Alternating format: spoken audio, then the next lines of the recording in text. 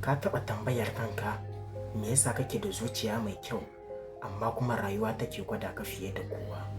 Ba saboda ka kasance baka da amfani ba ne, saboda ka kasance kana da zuciya mai tsafta. Mutane masu kirki sukan yafe wa waɗanda suka cutar da su, sukan ba da dama fiye da kima, sannan sukan ɗauki nauyin abin da ba nasu ba.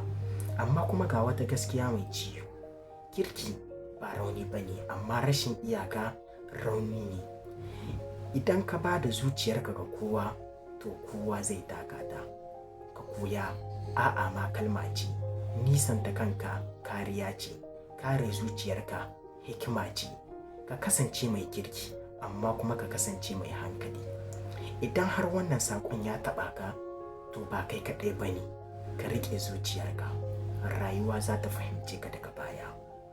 Kada ka manta ka danna ma wannan bidiyo like idan har wannan saƙon ya taɓa ka, sannan kuma ka kasance kana bibiya ta a kowane lokaci. Zan riƙa sako muku bidiyo na faɗakarwa da kuma wayar da kai. Babu wani abu da muke jin daɗin shi kamar idan kuka kalli bidiyon mu ku riƙa saka like, idan ma da dama ku yi partajen shi bisa kan rezo sosiyo da dama, kamar yanzu group WhatsApp ko kuma abokananku a bisa kan WhatsApp. Kuna iya partajen su domin su ma su zo su kalli wannan bidiyon ya amfane su.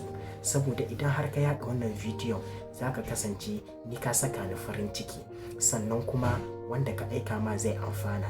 Kaga kenan ka samu lada. Ka kasance ka danna mu wannan bidiyo like, ka kasance kana bibiya ta. Da zarar na saki bidiyo za a sanar da kai.